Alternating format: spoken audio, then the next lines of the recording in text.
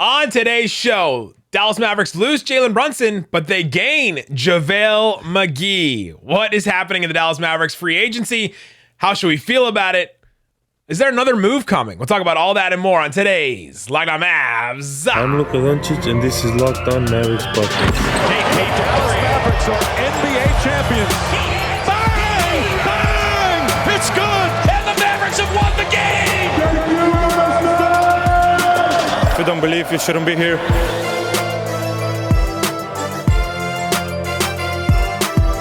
And welcome. You are locked on to the Dallas Mavericks. My name is Nick Angstadt, media member and NBA channel manager for the Locked On Podcast Network. Thanks for making Locked On Mavs your first listen every day. We are free and available on all platforms, including YouTube. But the best way you can help us grow the show is to comment anything below. Let us know. What do you think about the JaVale McGee signing? What's your opinion? Let us know in the comment section below. Or you can just let us know how happy you are that Jalen Brunson saga is ending. However you feel about it, at least it's over, right? Like, at least it's done with all the rumors and everything. Joining me, as always, my co-host, writer, contributor at Mavs.com, the JaVale Jr., the One More Thing King. What you got for me, Isaac Harris? I mean, what a wild day. I mean, the Durant stuff just shook the NBA. I mean, holy crap. Shook the world. Shook the world.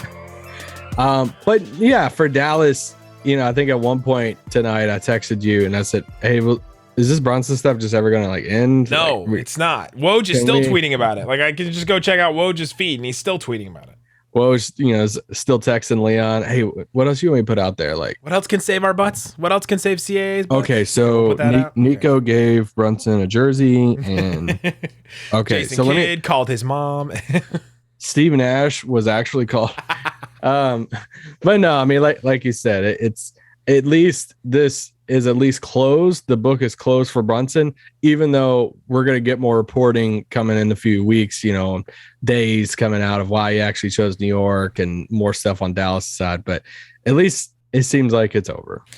The Jalen Brunson saga is over. We'll talk about that. We'll talk about JaVale McGee and the signing and all that. Exciting to bring in a new player back to the Mavericks. We've had JaVale McGee before in a very different context now with this Mavericks team. And then we'll just talk about free agency as a whole. But let's start with Jalen Brunson, because hopefully this is like the last time we'll have to really do this conversation, have this topic, because it's the big thing that happened. The Mavericks lose Jalen Brunson to the New York Knicks. And there's all this information that went around. There's all these reports. There's all these rumors that went around. You know, Mark Stein had a report today that kind of stuck with me that, you know, he called those, like, Jalen Brunson called those meetings. Miami didn't end up showing up to any of the meetings, so there was no Pat Riley showing up to the meetings. They were like, hey, these are a sham. We don't want to show up to them and embarrass ourselves. I don't think the Mavericks ended up going there because they tweeted a video of themselves in Nico's office watching the Slovenia-Croatia game today, and I don't think they would have made it to New York by the time. But, hey, weirder things could have happened. And then Jalen Brunson's representatives canceled the meeting with the Mavericks before it even happened. And then, you know, Dallas was told that money was not to be a deciding factor because of Brunson's determination to sign with the Knicks, according to Mark Stein. And so at a certain point, to me, I think Jalen Brunson just had his mind made up, right? And had his mind made up for weeks. And the pitch had already been made to him from the Knicks. Nobody else was going to make a pitch. It didn't matter at the end of the day. No, the pitch wasn't made. They can't talk to players until 6 p.m. Eastern time on the 30th. They made the pitch. I'm telling you. I'm telling you. It was all done, and it was done. And it is what it is. The Mavs had an uphill battle to fight with this because of their own doing, right? We talked about this yesterday because they didn't do the extension a couple of different times. They didn't do the extension with him. And because of, you know, all the connections with the Knicks that Jalen Brunson had. Like, there's a story that came out today that Jalen Brunson used to, like, shoot hoops on the court when when he was a kid at MSG, when his dad was playing for the Knicks. Like, you're facing familial ties, you're facing like a childhood dream, you're facing so many different things in this as a free agency, and it just stinks. The one thing. Well, what are your thoughts about all the meetings and the meetings canceled and all that stuff with Jalen Brunson today? Yeah, the meetings thing was weird. You know, we basically did the whole pod yesterday making fake pitches from all the teams. And, we were like, all right, man, if the reporting has been so strong that the Knicks just has this, have it in the bag. We'll never know if your meeting idea would have worked because it never got to happen. But I think it would have worked. And then the Heat thing trickled out, and then it'd say he canceled with Dallas. Just the reporting all day was just weird. Of the Dallas meeting, and then I think there was one about if Dallas would up their offer type thing, and then Woj had one later on the night that was just hilarious to me of Brunson armed with the Mavericks 5-year 106. I'm like, and then Mike Leslie had a great tweet where he tweeted out that he contacted a source in the front office, and they're like, we didn't make an offer. Like, what? Because he's already done, like, that there wasn't another offer on the table because he had already informed us, basically. So it's like, why is Woj tweeting this out? It just feels like all the tampering stuff of, let's just try to make it seem to everybody that Dallas was right there. And they, yeah. I want to make this clear. Like, this is a cover up for tampering, right? We said yesterday on the pod, either Jalen Brunson is really giving the Mavericks one more chance to up the offer, and they didn't up their offer, by the way, or from what was reported, they didn't up the offer. They were reportedly giving him 5 years, $106 million, and the Knicks were going to give him 4 years, $105 million. So the Mavericks had, quote unquote, more money overall, but gave him the extra year, so the money was spread out more. So like, that's not real. That's not more money That's not more money. But this is just all a cover up. It all just ended up being a cover up. And Adrian Wojnarowski is represented by CAA. Leon Rose was from CAA. Jalen Brunson's agency is CAA. Leon Rose, the Knicks GM, was Jalen Brunson's agent his first year. Like, Rick Brunson works for the Knicks. Like, there's just all this stuff that's working together now. And it's just too much. And so it's obviously tampering. It is what it is. It happens in the NBA. The Mavericks had already messed it up, right? So if the Mavericks had done the extension with him, this wouldn't have been a question. This wouldn't have even been a problem. Yeah, that's why I'm not going to be one of those people that's from the rooftops tampering. Like, there's been tampering like every year. It happens every year. It happened this year with multiple situations. And however you want to say it, like, Dallas messed up. This will be one of those what ifs that we look back on for a long time. We'll do probably a whole pod on it. What if Dallas offered the extension before the season? And like, yeah. What I don't like, though, is this whole CAA song and dance thing where Brunson is asking for meetings and he's going to meet with Miami, and Miami's like, we have never talked to you. We have no interest in, like, we've talked about maybe having interest in trading for you before, but there's no reason for us to go up there and then wasting the Mavericks' time to, like, even think about going up to a meeting when there's just no shot that he was going to go anywhere else besides the Knicks. Like, all that whole song and dance to just try and say, like, oh, we're not tampering. Like, it's just so obvious that at a certain point, it just got so annoying hearing all the different things. And then anytime you saw Woj tweet about it, I was just rolling my eyes all the way back to the back of my head, because it's just a waste of everyone's time to do that. Just be out there. Just say you're going to the Knicks. You've dreamed of going to the Knicks. Your dad works for the Knicks. They're giving you more money. All that stuff. Just leave at that point. Like, it came out so many different times. Like, okay, this is official. It's official. He's leaning this way. It's going this way. Yeah. And then it just finally came out. I got so frustrated with the way that our, like, system works as far as like rumors and reports and everything. I was just like, come on, just end it already for Jalen Brunson. You talking about our country, or no? It's like, how many times can Brunson sign with the Knicks? I think we've crossed this line multiple times. First player to sign for $100 million deal that had never made an All-Star team before, by the way. Interesting. The extension before the season will be something we always look back on. Yep. I mean, however you want, like, even if you're a Mavs fan sitting today saying, oh, that money's too much, like, good riddance, see you. Like, having Brunson at that cost, 4 for $55, would have been an incredible value, and Dallas will regret that. I mean, there's no other way around it. The other line that I think everybody's talking about right now, that I'll be fascinated to see what Mark Cuban says or how he answers this, is the Warriors game ends, game 5 in Golden State. He does the quick Bally Sports interview with Mark Stein in the tunnel, the same tunnel we walked through when we were there. We actually saw JaVale there. We did see JaVale McGee there.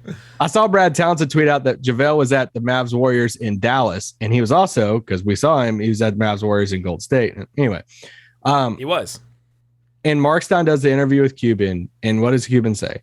We can pay him more than anybody. And they expressed this comment. He said that line. At some point from that point until now, that didn't matter. No. Because if you could pay him more than anybody, then it could have went up to 125 or past that 5 years and all of that. At some point, they drew a line in the sand, and whether it was close or not, and then, at some point over the past few weeks, Brunson said, hey, I'm going to New York. I'm going to take money and go there. So that I'm really fascinated to see how Mark answers that question. At some point in the future, he's going to get asked that, and just what that explanation is. But hopefully this is done. Yeah, because our friend CBA Mavs put together what his deal would look like with the Knicks. It ended up being 4 years, $104 million. It's $24 million the first year, then 25, then 26, then 27 million. Like that to me that's 4 years from now. The cap could go up $50 more million by then. Like that doesn't sound terrible at all. It's when it was like 28 million, 30 million a year when we were talking about that. And that was like the starting point. That to me seemed like it could get pretty bad, but this price, the Mavericks didn't beat it, right? If all these rumors today were true and the Mavericks deal that they offered Jalen Brunson, they didn't offer him more money. They didn't, right? Like at a certain point. So Mark Cuban was right that he said we can offer him more money. It just ended up that they didn't, and they had a walkaway price, and they really stuck to it, and they may regret that. I gotta say, I guess there is a technical part of that of saying there's a difference between saying we can offer him more and we will offer him more. We can and we will. All right, coming up, let's get into JaVale McGee. The Mavs bring JaVale McGee back into the fold. What does it mean? What is the deal? Was it a mistake? I think Isaac and I may disagree on this one. We'll talk about that coming up. But before we do, let me tell you about Arcade 1UP. We have big news. The one and only NBA Jam is back. Arcade 1UP, the leader in at-home retro arcade games, is not only bringing the best game ever back, but they've made it bigger than ever with a Shaq edition. You know who loves JaVale McGee? Shaq. Shaquille O'Neal. JaVale McGee. People are obsessed with NBA Jam, and now you can get an NBA Jam arcade console in your house. Pre-order one at arcade1up.com. That's arcade, the number one, up.com for an estimated early September ship. You can get it in your house. They have classics like Golden Tee, Mortal Kombat, and others starting at just $399. They're giving away an NBA Jam Shaq edition to a Locked On listener. I think they're giving away 3 of them. Enter for a chance to win a game console for your man cave or wherever at arcade1up.com/lockedon. That's arcade, the number one, up.com/lockedon to win an NBA Jam Shaq edition. Get one today. All right, Isaac Harris, we've been talking about Jalen Brunson. Hopefully we're done talking about Jalen Brunson. I hate that we have to say that. I'm actually pretty sad he's leaving. Very, yeah. But now bringing in JaVale McGee. JaVale McGee comes back to the Dallas Mavericks. 3 years, $20.1 million. He gets a player option in the 3rd year. And this is an interesting situation with JaVale McGee. We had speculated about a lot of different players the Mavericks could take with this taxpayer mid-level. Is about $6 million a year, and they basically gave most of it to JaVale McGee, and some of it may go to Jaden Hardy to try and make that whole deal work. But for the most part, they used that resource all on JaVale McGee, and I didn't expect them to use all of that on a center, but I probably should have because of what Nico Harrison said. What was your reaction to JaVale McGee signing and just him as a player? Yeah, my reaction was, okay, cool. Like, let's see what's next. Like, I saw the terms of the deal. My initial thought was, okay, like we got Christian Wood. Let's see. I think I'm a little confused by, the Tim McMahon reporting of, Dallas's pitch to him was that he would start. And so I was like, I wonder how they're going to work that out. But my general sense of it is, can we just wait? Is it possible? I know it's not possible in just today's world in general to wait on anything, but like, can we just wait to form a firm opinion on something for, I don't know, like 2 days, like 3 days? Let's see how some things shake out. They might not do anything.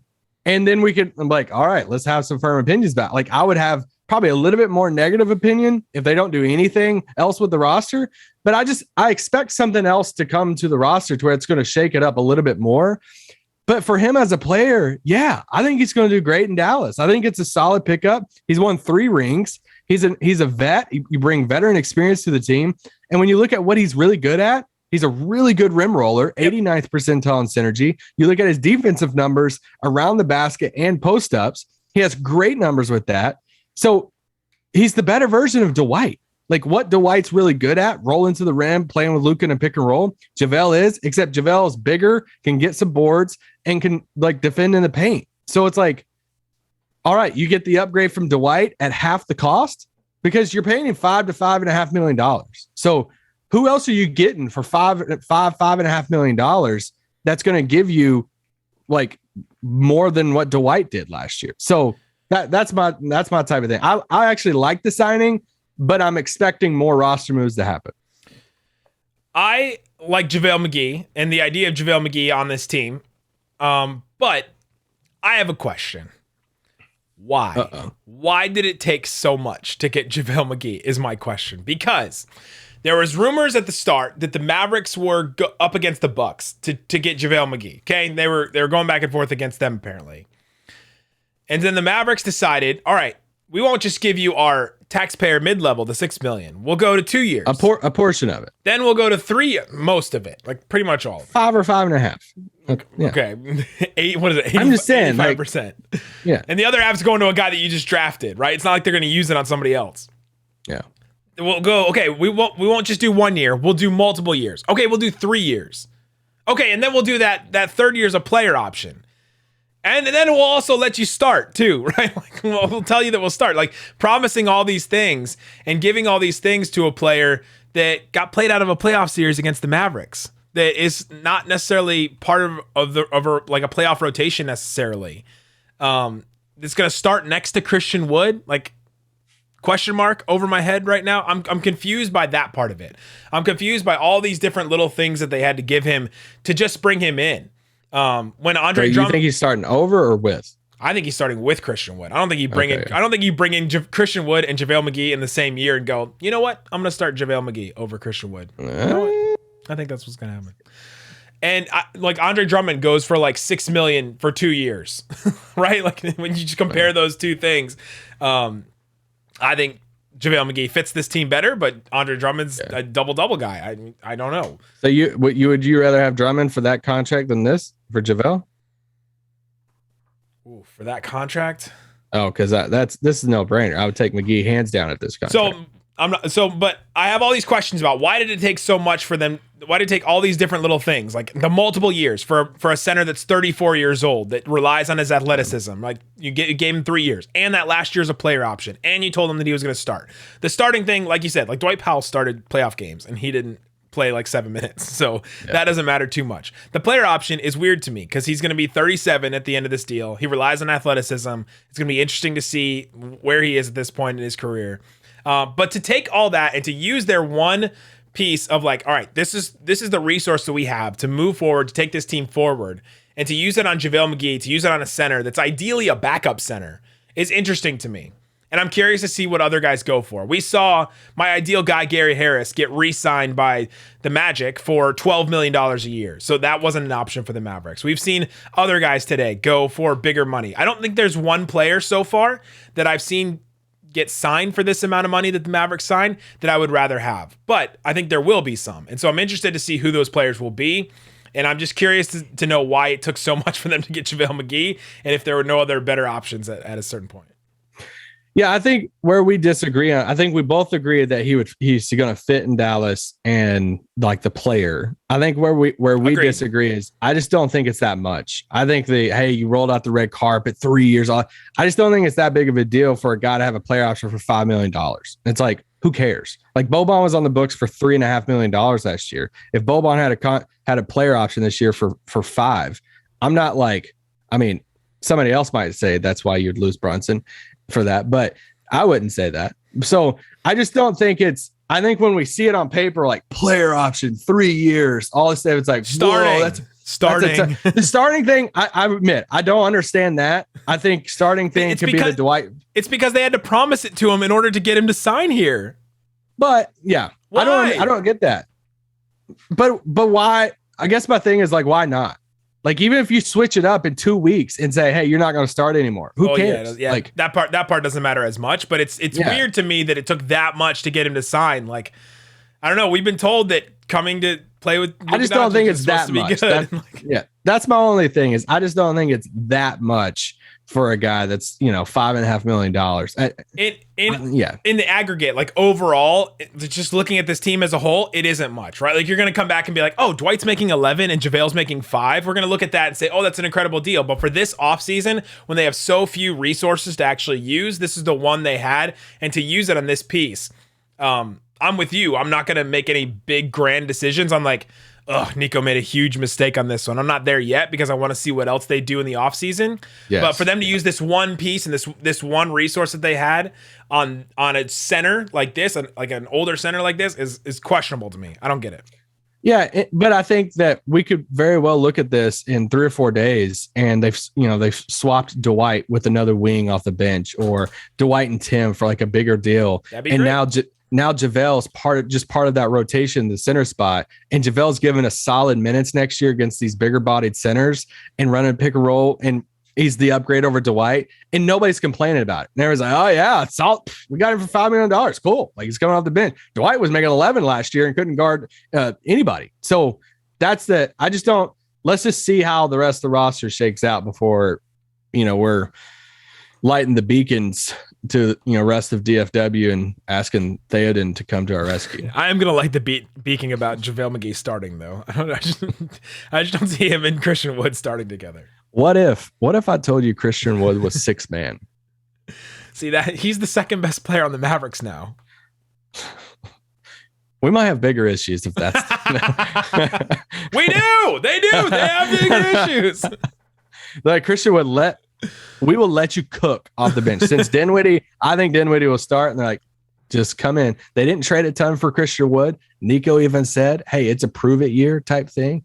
Did they commit to him as a starter? I don't know. I'm just kidding. I think Christian Wood starts. Do you want me to hit the conspiracy music? I think Christian Wood starts. I'm just kidding, guys. Don't do it. All right, coming up, let's get into some more about about free agency. Did the Mavericks take the biggest hit in the NBA in the first day of free agency? I think that's something we have to talk about coming up. But before we do, let me tell you about BetOnline. It's the best place to check out the odds and lines all over in sports. They have all kinds of different stuff. They have a bunch of these rookie season props. Chet Holmgren for the Oklahoma City Thunder, points per game. Over under 13.5.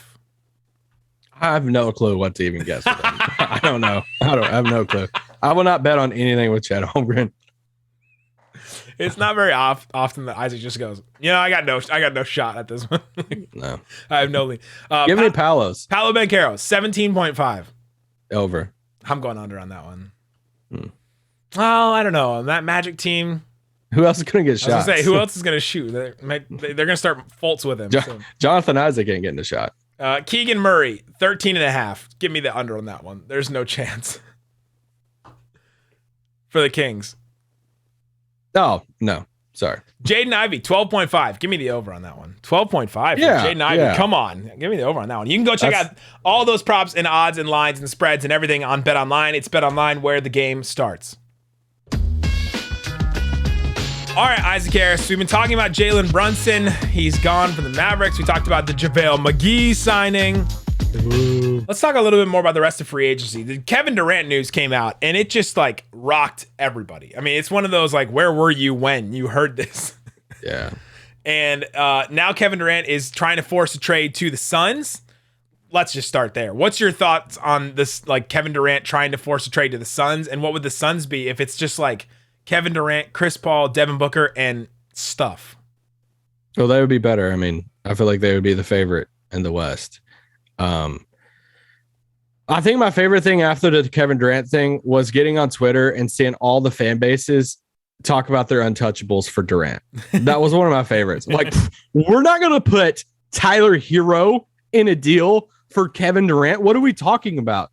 Or, Suns fans like Mikal Bridges off limits. Like, it's Kevin freaking Durant. There's hardly anybody off limits for Kevin Durant. But no, the Suns will be really good.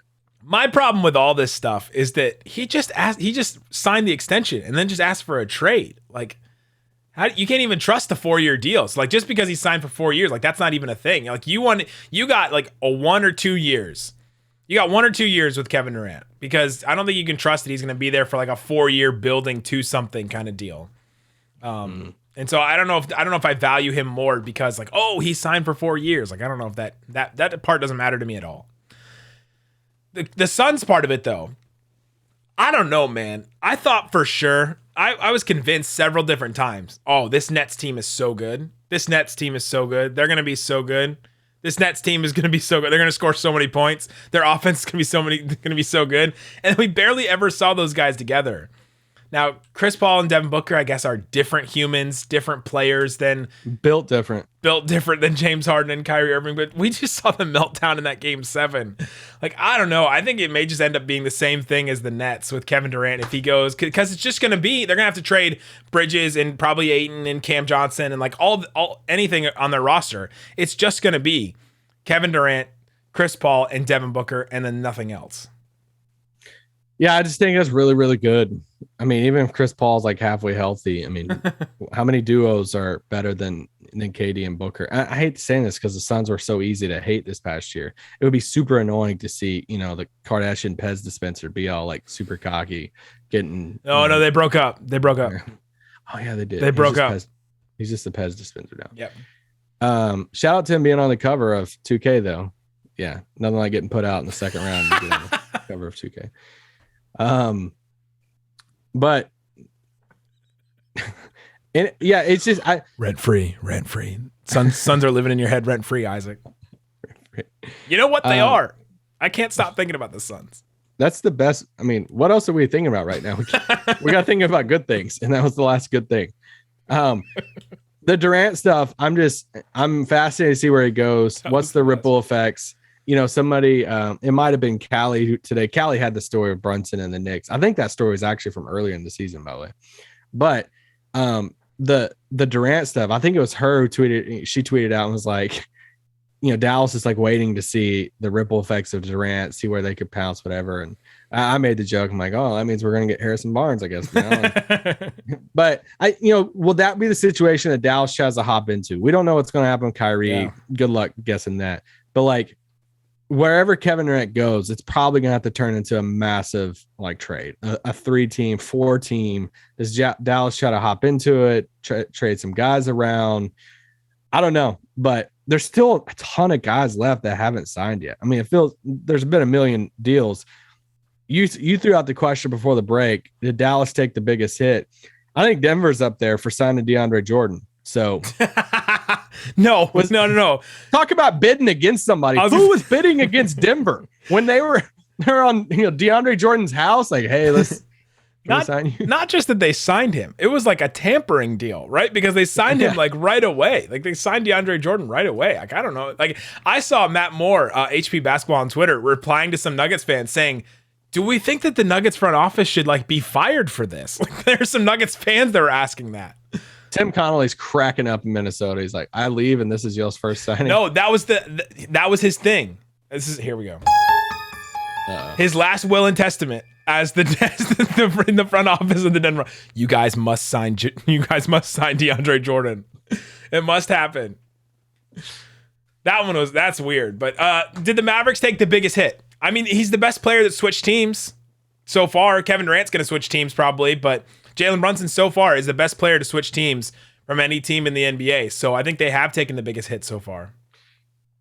I mean, the Hawks lost DeLon Wright. But they got DeJounte. They got DeJounte Murray. Yeah, I'm just kidding. DeLon sucks. Sorry. We still record. Kyle Anderson going to Minnesota. I'm just slap happy at this point. I'm just glad that. But no, I mean, you just never hear Isaac say that players just suck, like straight up. Like, watch, he's gonna get traded back to the Mavs. You're gonna have to look him right in the eye. And he'll bring this moment back up to you. I was kind of surprised by the Orlando guys going back for the price they did. Bamba getting $11 million a year, Gary Harris getting 12. It just feels like Orlando's stacking up on these contracts for the trade deadline. Them and the Nets did the exact same thing, and I was confused about it on our live stream on Locked On NBA. And I looked at Adam Armbrecht, and I was like, why are the Nets signing Patty Mills back to like this huge deal? And then I looked at Philip Rossman-Reich, and I was like, why are the Magic signing Gary Harris back? And I just realized in the middle, they're going to Sam Presti it. They're just going to sign these guys. In the middle of the year, some team's going to think that they have a chance to go on a run and get desperate and send a pick over for Patty Mills or Gary Harris or Mo Bamba or whoever. And it's just trade bait. This is all it is for those guys. Yeah. You know, the Clippers guys went back. Some contracts that surprised, like Lou Dort got paid. Luge Dort. Paid. Anthony Simons, shout out, $25 million a year. That's a lot of money too for a guy who just. I guess he would be the second. Player to get $100 million deal without making an all-star team. Yeah, that's true. Yeah. So, but you know, we're still waiting on a lot. And like James Harden hasn't signed his deal yet. He's gonna, sign it. But does that have? Are they gonna make any more trades to shed money? There's a ton of people out there that I'm really fascinated. Like, where does Bo Cruz go? Bo Cruz is. Bo Cruz. He's on the market. That movie actually wasn't too bad. I really liked that movie. My wife watched this and like she literally liked it a lot. And I was like, wow. I was waiting for it to be bad at a certain point. I was just waiting and sitting around waiting. Yeah. And obviously we're talking about the Hustle movie with Adam Sandler and Juancho Hernan Gomez. And so Juancho Hernan Gomez gets waived by the Jazz today, right? He's gonna be on the Mavs. I'm calling it right now. The Mavs have a roster spot open. Bo Cruz is gonna be on the Mavs, and it's gonna be great. He's the Boban replacement because he's friends with Luka. He's actually a good player. Like, he's a good shooter. He'll like, we saw him really work in that movie on his jumper. So I'm really curious to see what happens with Colin Sexton. You know, he's still just 23, but it gets really tricky when you do signing trades because the hard cap stuff comes into play. There's a certain number that you can't go beneath. So if you do this or you send him but he's just a name that I'm just watching though. I see a lot of Mavs fans like penciling him in and saying, "Oh, this would be my ideal player to get." And I just don't see a path. Like, what are you giving the Cavs? I don't know. Right? Like, I just don't see that one. Like, we get to free agency drives Mavs fans more insane than any period of time in any moment in history. but what if you pay a number that they're not willing to go to Cleveland? And I mean, how would Mavs fans feel if they take a similar offer and go to Colin Sexton and say, "Hey, this is the money we're going to give to Brunson. Here you go." And Cleveland's like, "I'm sorry, we're not going to pay you 22 a year. You just came off a big injury, all this." And then it just becomes, well, does Cleveland want to lose it for nothing type thing? How would Mavs fans feel? Leave it in the comments below. The Mavs just don't have the cap space to do that kind of a deal. But I know, but that's the type of thing of like, if they did want to, Sexton wanted it, would Cleveland be like, "Oh yeah, we'll take Tim back," or whatever it is? That's right. Sexton does want it. It's time for this pod to end. Do you have anything else about today? Today was a weird day, but a super fun day. I always love putting Isaac in those situations. Gary Payton looks like he's going to be priced out for Dallas. Super bummer. Well, that's the other thing is that all these other options that we've been talking about, that we've been saying, oh, it'd be cool to get Gary Payton or Otto Porter or all these other guys. Like, now they... Are you playing us off right now? I'm sorry. Now they don't have a chance. Like, now there's no shot at any of these guys. Like, all the Mavs have left is minimum contracts, right? And trade. Yeah. It trades. That's it. I was looking at the contract signed today and looking at the guys who signed for like the full mid-level. You're looking at two guys, Lonnie Walker and Joe Ingles. The taxpayer mid-level. Yeah, the taxpayer mid-level. And it's like, all right, would you rather have Lonnie Walker and Ingles over McGee? Right. Yeah, that's why I said earlier, I don't think there was a guy that I would have taken that took the taxpayer mid-level so far, but I think there will be one. We'll just have to see who it is. Like even like Hartenstein, Thad Young, Patty Mills, like all these guys, Kyle Anderson, Gary Malik Harris. Monk, all these guys got more money than the full taxpayer mid-level. Yeah. Not even like the 5.5, whatever they gave McGee. So I don't know what better of a player, JTA, Toscano Anderson. Are we debating on him versus Javale right now? I think he's going for a minimum with the Lakers. Yeah, sure. But Kevin Knox. Yeah, so I don't think there is one. We'll have to see. But the Mavs got a good player. They added to their center depth. They got a rim protector. They've needed one. He's been solid. He was solid for the Suns last year. And so it's a positive. That's a little step in the positive direction. They took a big hit with Brunson, and we'll see what they do coming up. But get those Kyrie jerseys ready. If the Mavs do other things over the weekend, we'll do podcasts. But if not, then we'll be back on Monday. I'm not I'm not doing another pod talk about Jalen Brunson. So if we get some more players up in this place, now I'm gonna pay you. Now I'm gonna play you out. Guys, thanks so much for listening to Locked On Mavs. Peace out. Boom.